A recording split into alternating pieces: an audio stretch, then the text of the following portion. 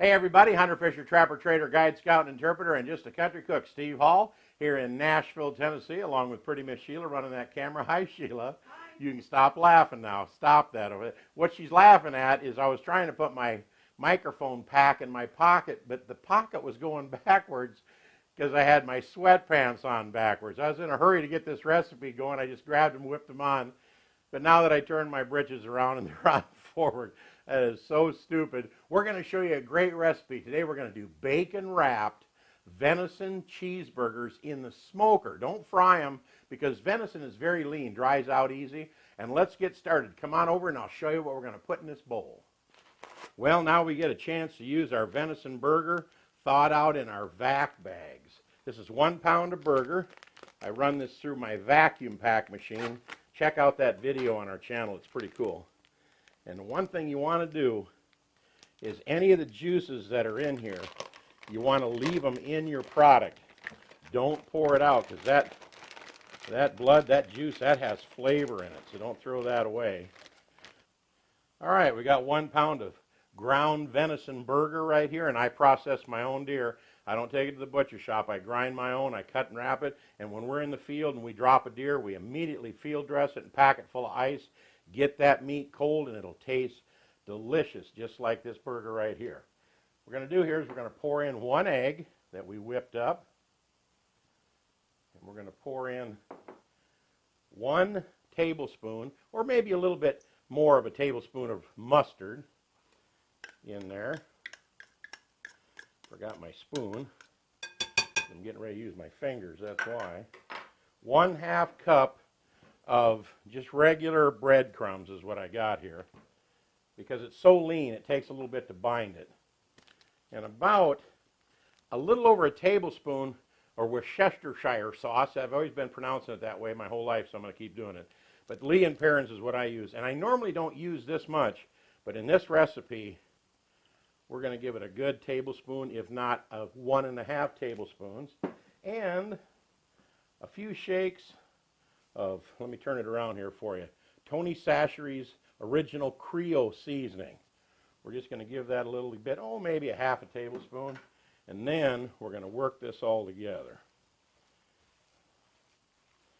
I'm telling you what, this is going in the smoker, so it's not going to fry it to death on the grill. It's going to be so good.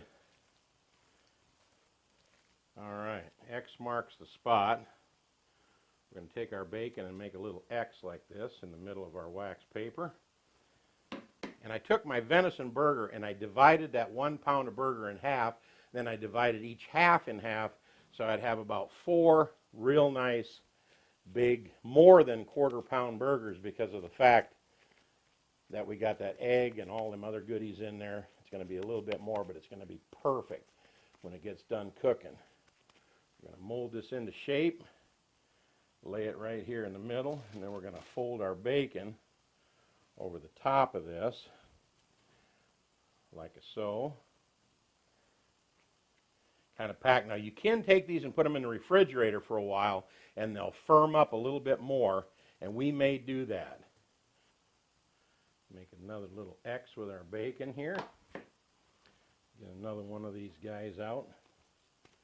And I'm using this wax paper idea because they are pretty moist with that egg and all that Worcestershire sauce in there and mustard and stuff.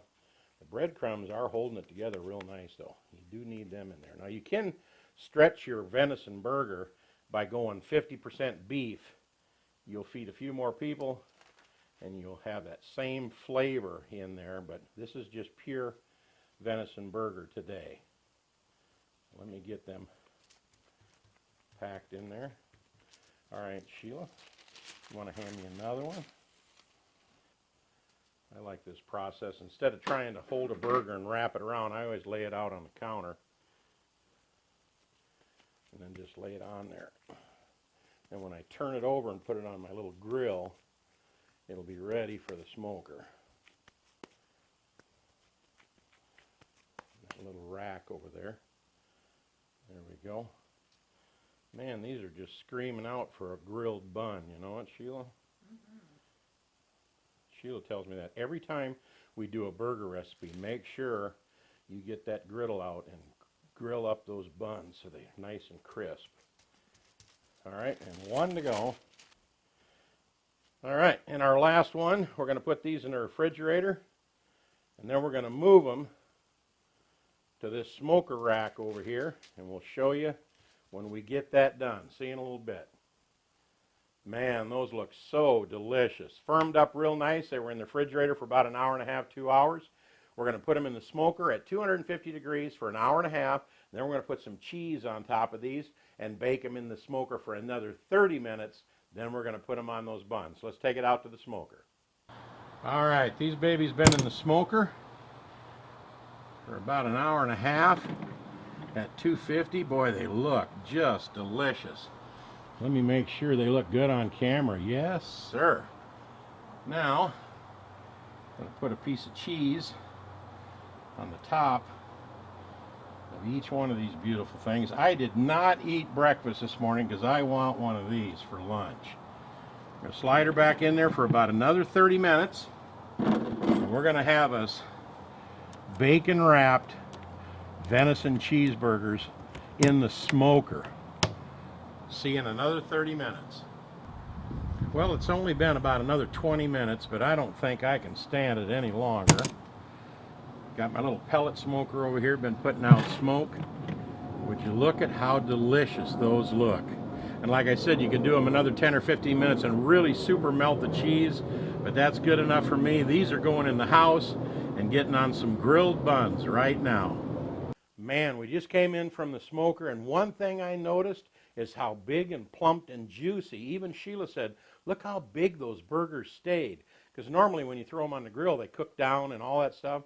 With that bacon wrapped around them and all the goodies that we put inside, cheese on top, man, they just look superb. And I will tell you, there was a little piece over here I broke off and took a bite, and that is going to be the way I cook burgers from now on when it comes to venison hamburgers.